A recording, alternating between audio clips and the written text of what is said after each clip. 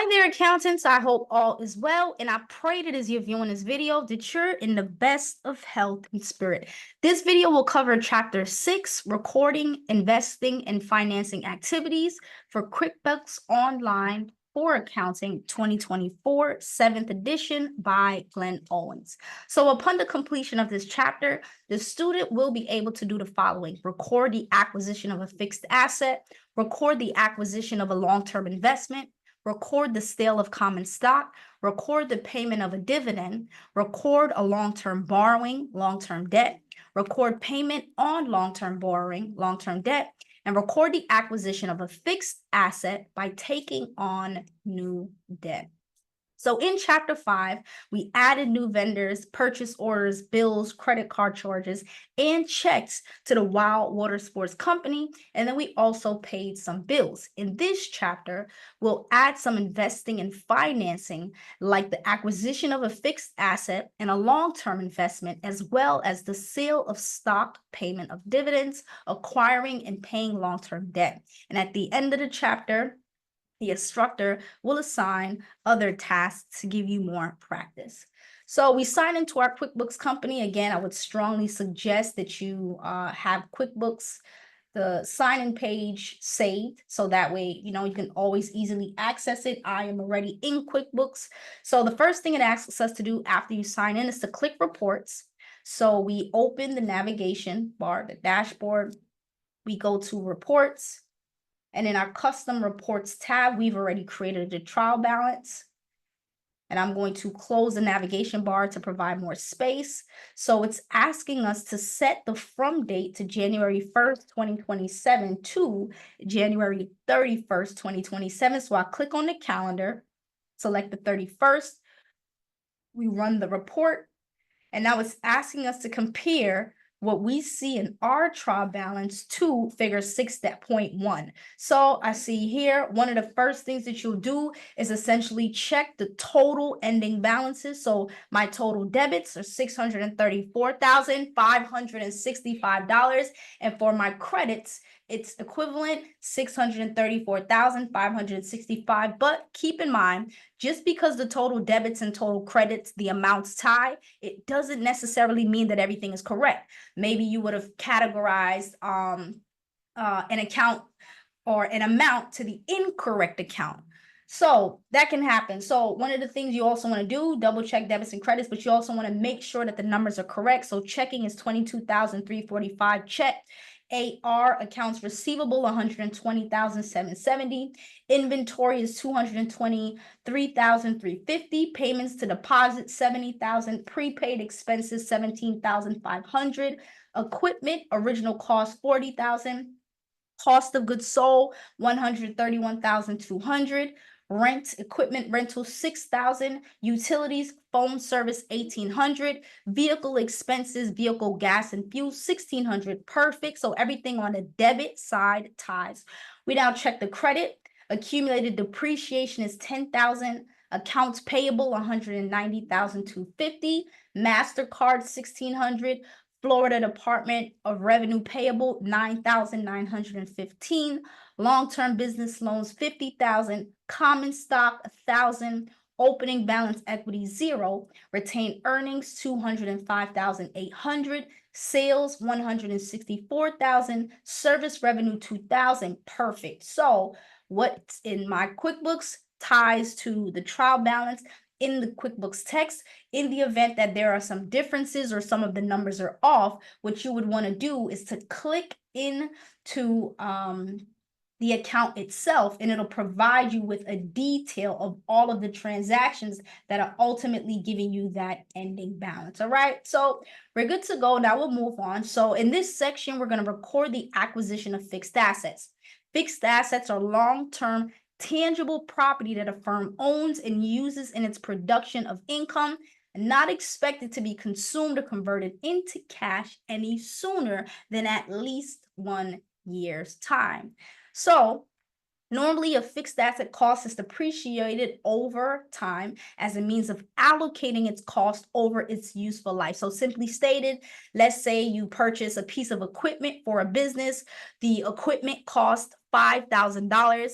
and the company expects that the equipment is going to last in the business for 5 years. You paid $5,000. The useful life is $5,000. If we use straight line depreciation, $5,000 divided by 5 years, depreciation would be claimed each year in the amount of $1,000. $1,000 per year times 5,000. You depreciate, you allocate the cost of the asset over its useful life. So the depreciation is recorded to a depreciation expense account and added, reflected to an accumulated depreciation contra asset account. So as it states here, the process is going to be explained a little later in adjusting entries. As an accountant, you should definitely understand what adjusting entries are. We have accrual entries, we have deferral entries, and then we also have depreciation, which is also an adjusting entry. So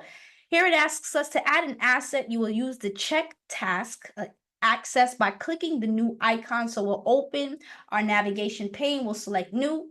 We will select check, which is under our vendors. So here it says we can add it using the check task, or alternatively, we could purchase new fixed assets with using a credit card or taking on new debt. The Wild Water Sports Company has a fixed asset account for equipment, which you'll use to record the purchase of a computer. But if you purchase some other type of fixed asset, furniture, for example, you would need to create 2 additional sub-accounts to the furnitures and fixtures account. One is for original cost and one is for accumulated depreciation. So the first thing we do, we continue from above. Our navigation bar is open. We click new, and then we'll click check. And then now we'll select add new. And then we are going to add Best Buy, select save, and then we type the date as 1/20/2027. The check number is 1003. And then what we're going to do is select original cost on the equipment in the category column of line 1. So we go to our equipment. We go to the original cost for equipment, and the amount is $8,000. So next we select save and new. And now let's say what we're going to see in the next example, because you might not see original cost in your example. So I'm going to show you essentially how you would add it. We have what's called sub accounts in QuickBooks. So we're going to see it on the next step. So select save and new.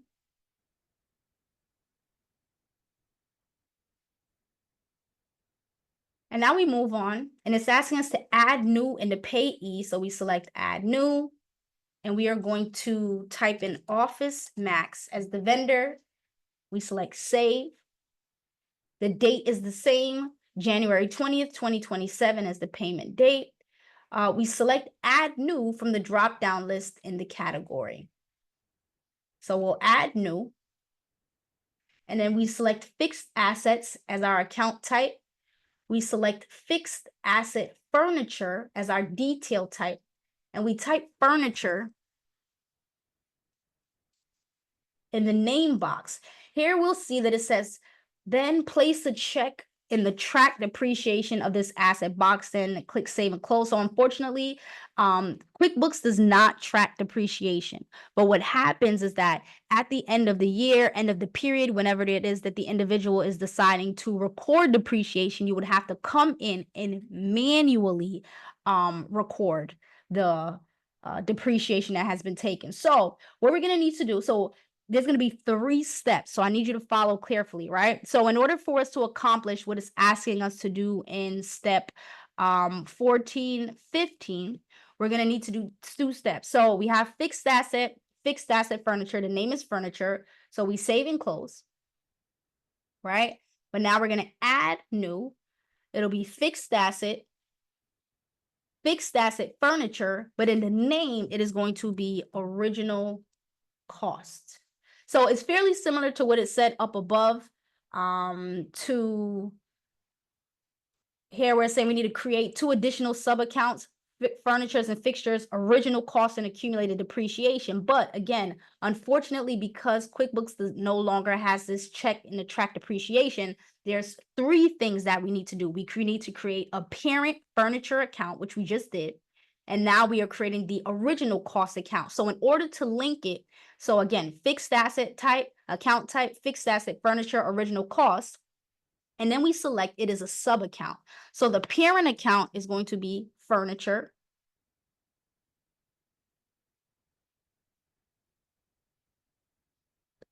We select save and close. And now we go back to add new. Fixed assets. And then this is going to be an accumulated depreciation account. So account type, fixed asset, detail type, accumulated depreciation. And from there, we would input the accumulated depreciation account. All right. And then we select again that it is a sub account, and it would be a sub account of the furniture.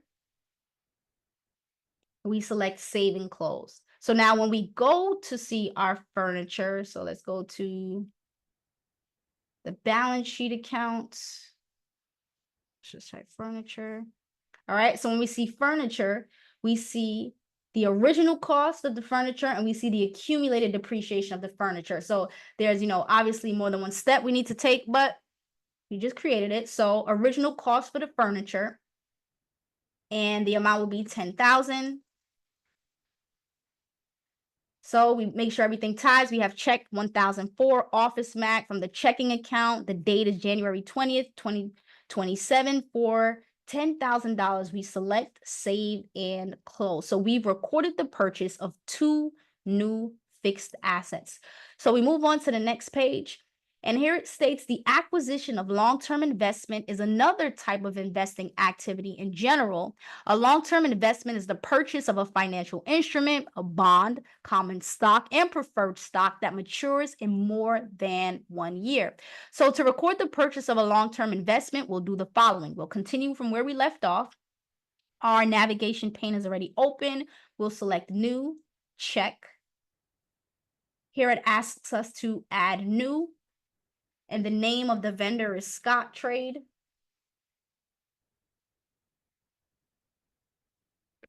We select save. For the date, it's January 21st, 2027. The check number 1005 is already there. We scroll down and now it's asking us to add new from the category. So we select add new. And then the account type is other assets. From the detail type, it would be other long-term assets. And then from there, we type in investments.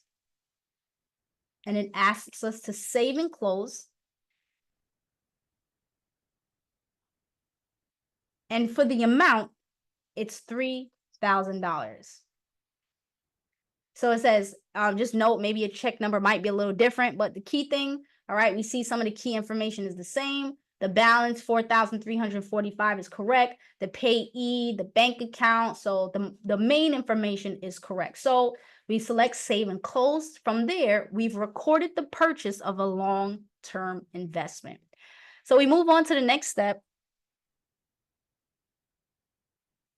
And here it says equity transactions, common stock, dividends, owners, investments, and owners withdrawal. In a corporation, the sale of common stock and the payment of cash dividends to shareholders are 2 common financing activities. So common stock is a stockholder's equity account. Dividends are distributions of earnings to shareholders and are accounted for as a reduction in retained earnings. Both of these are cash activities in that the sale of stock results in a cash receipt. We account for it as a bank deposit, whereas the payment of a cash dividend, it results in a cash payment. So one previous payment from a customer, refugio, appears when we attempt to record a bank deposit from the issuance of stock. These payments, they've been received but not recorded, so it instructs us to ignore these for now. In order to simplify this transaction, we assume that the common stock is no par common stock. So think back to your intermediate 1, intermediate 2. you'll pull on the knowledge that you've learned from those classes as it relates to par and no par common stock. So thus, there's no additional paid in capital that exists. Also, we'll assume that the dividend declaration, record, and payment dates all the same, making it easy.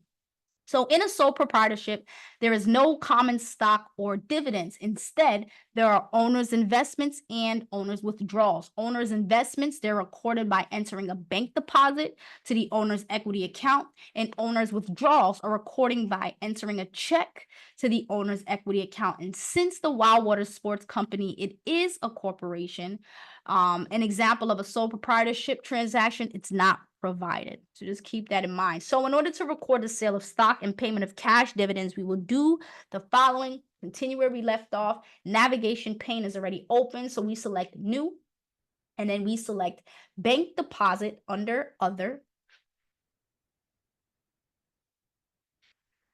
Now it asks us to select add new from the drop-down list in the received column. So in the received from column, we will select add new. And we're going to type in, so here it says the add funds to this deposit section is below the selected payments included. So again, here we see, and we want to make sure that the refugio, the payment is not checked, which it's not. So we're good. So we type in WB Investments as the vendor. We select save. This should be a vendor. Sorry about that. So we start over. So this should be a vendor. WB Investments. We select save. And then we type in the date as January 21st, 2027. If it's different on your end, mine it's good. So the next thing we need to do, we type common stock, equity account. We select check as the payment method. And then we type 5,600 as the reference number. And the amount is 10,000. All right, so our screen should look like this. So we just double check. We see the checking account. The balance is 1,345. The date is January 21st, 2027. Refugio, this $70,000 check is unchecked. We're not depositing it yet. We received from WB Investments common stock via check, reference number 5,600 of 10,000. So we select save and close. Now the next step, we have our navigation pane still open. We select new, we select check. And then we type shareholders. And the shareholders,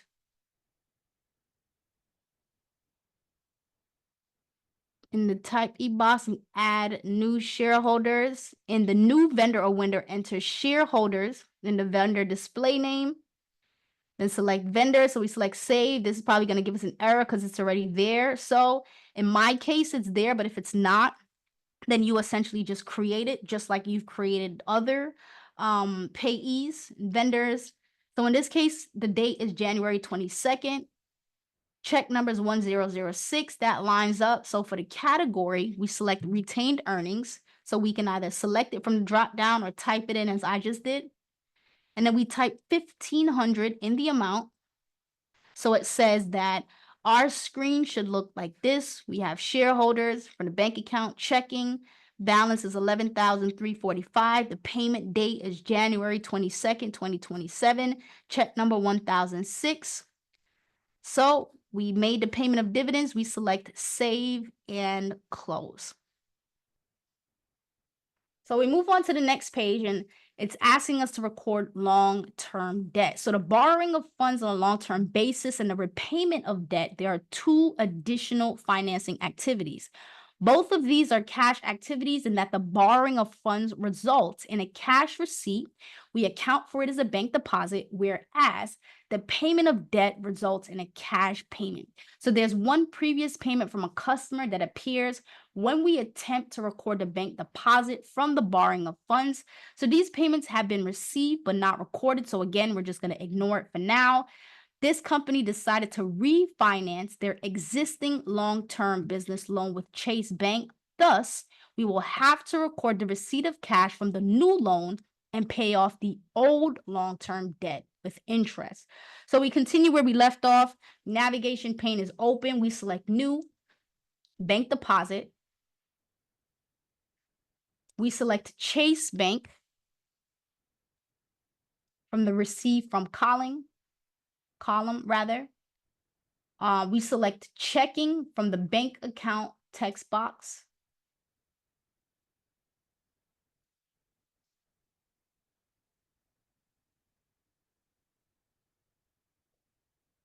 The date. Oh, wait, nope, sorry about that. So the checking is here. The date is January 23rd. The account is long-term business loans from the drop-down list in the account column of line 1. We select check as the payment method, and we type $150,000 as the amount. So our screen should look like this. We have the checking account. The date is January 23rd, 2027. We see Chase Bank as a receipt from. The account is long-term business loans. We paid via check, and we paid $150,000. So we select save and close. And now the next step is asking us to click new. We select check under vendors. We're going to be paying Chase Bank. We select the checking account. It was already selected. The date is January 23rd, 2027. It's already there. And the check number of 1007 is already there. So in the category details, we input long-term business loans. We type in the amount of $50,000. All right. And then it asks us to press tab. So we press tab and it takes us to line 2. So on line 2, we're going to input interest paid.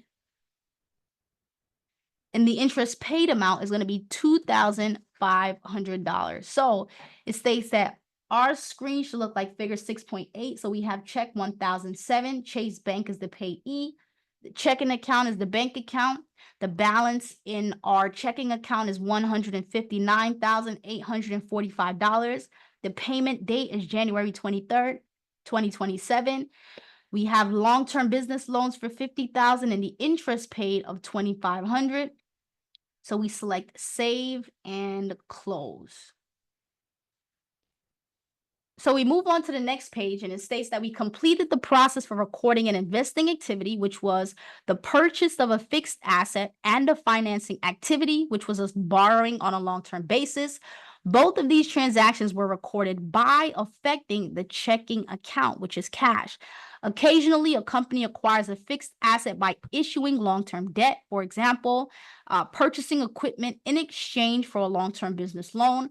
This cannot be recorded using the checking account, obviously, because no funds were exchanged, so there would be no impact to our checking account. Instead, we would use a journal entry process to record the fixed asset acquisition in a long-term debt borrowing. So it asks us to continue where we left off. So we have the practical application of doing what we just read.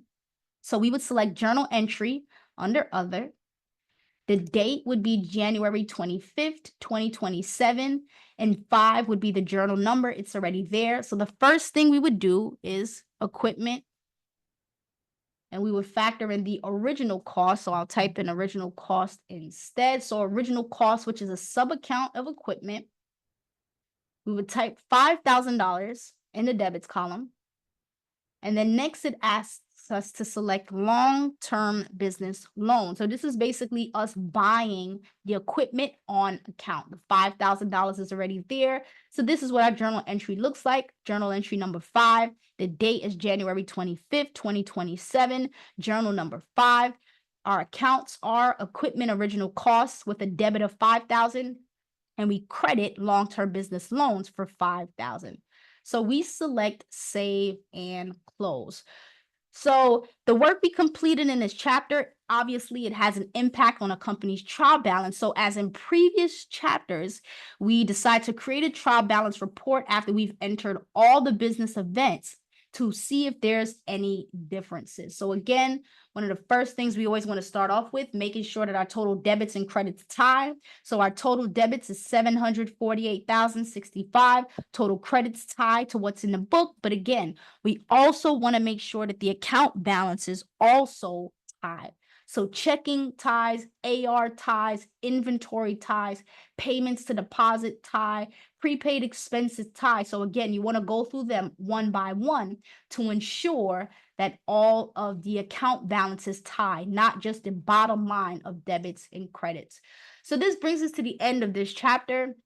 In this chapter, we recorded investing activities, the acquisition of fixed assets and of long-term assets, the sale of common stock, the payment of a dividend, the borrowing and payment of long-term debt, and the acquisition of fixed assets by taking on new debt. In the next chapter, we are going to work with payroll.